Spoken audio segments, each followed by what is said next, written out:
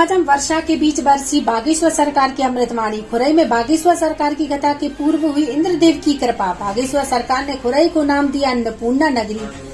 पूज्य बागेश्वर धाम सरकार की महिमा और खुरई वासियों के पुण्य प्रताप से 5 सितंबर को कथा आयोजन हेतु कलश यात्रा के पश्चात ही वर्षा प्रारंभ हो गई। पर्याप्त वर्षा से सूख रही खेती में फिर से रौनक लौट आई।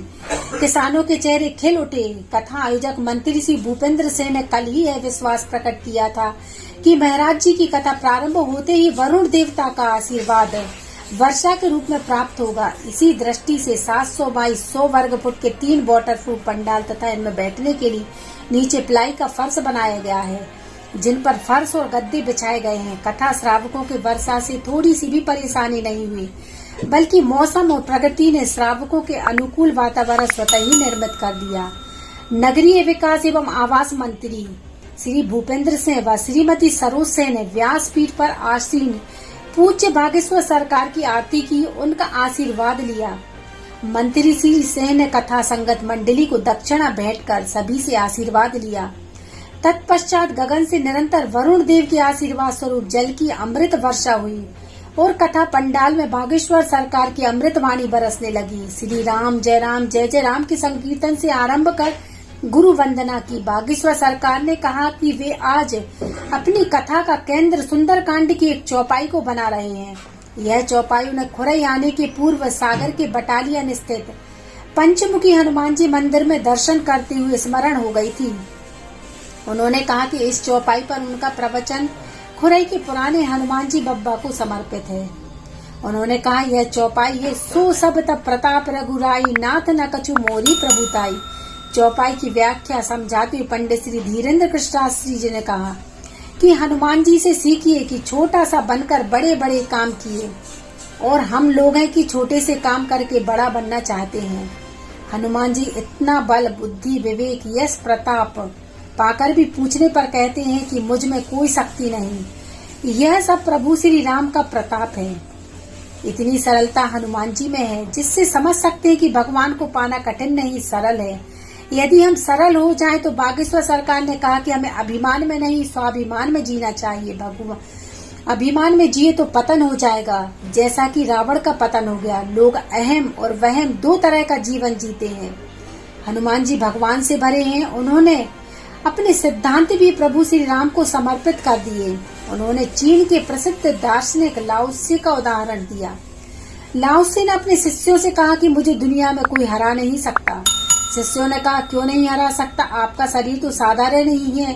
लाओत्से ने कहा कि मैं हारा ही हुआ हूँ। जो लड़ने आएगा उससे कहूंगा कि हम हारे हुए हैं। हम यदि स्वयं को प्रभु के चरणों में समर्पित कर दें तो फिर दुनिया में कौन हरा पाएगा। बागेश्वर सरकार ने कहा कि घमंड और पेट जब दोनों बढ़ जाते हैं तो हम किसी को गले नहीं लगा सकते। भगवान की मीठी मीठी कथा जब हमारे कानों में पड़ती है तो हमारा मन भगवान से भर जाता है। मन के विकार नष्ट हो जाते और मन प्रभु के प्रति प्रीति से भर जाता है। पंडित श्री धीरेन्द्र कृष्ण जी महाराज ने कहा कि देह का सौंदर्य अर्थवान नहीं है, चरित्र का सौंदर्य ही श्रेष्ठ है। जिनके जीवन में गुरु और परमात्मा को सिर पर स्थान मिला है, उनका पृथ्वी पर अधिक समय तक वास रहता है। खुरई को नाम दिया अन्नपूर्णा नगरी। पूज्य बागेश्वर धाम पीठाधीश्वर ने प्रथम दिवस कहा कि मंत्री भूपेंद्र से बागेश्वर धाम के बड़े लाडले हैं, धाम पर लगातार आते रहते हैं।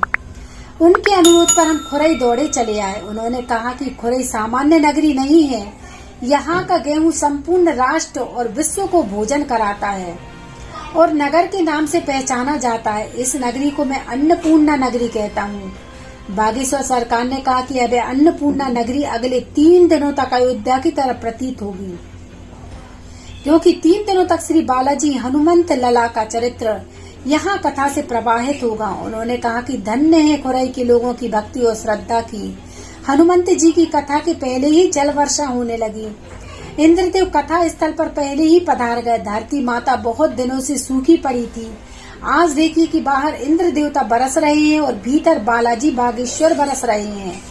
अब प्रकृति वर्षा से हरी हो जाएगी और कथा से यहाँ की संस्कृति हरी हो जाएगी।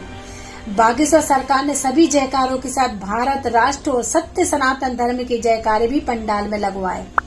खुरई की पावन भूमि पर बागेश्वर धाम पीठाधीश्वर पंडित श्री धीरेन्द्र कृष्ण शास्त्री जी महाराज ने व्यासपीठ का पूजन किया।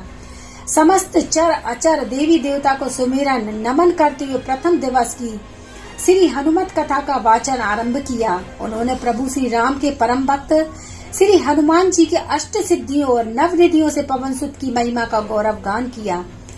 पूज्य बागेश्वर धाम सरकार ने बताया कि सभी भक्तगण 3 सूत्रों को हृदय में धारण कर लें। प्रथम यह कि प्रभु श्री राम को अपने मस्तक पर विराजमान कर लो। भगवान राम रहेंगे ऊपर और आप रहेंगे भू पर। द्वितीय यह कि अपने माता पिता और गुरु के समक्ष छोटे बन जाओ।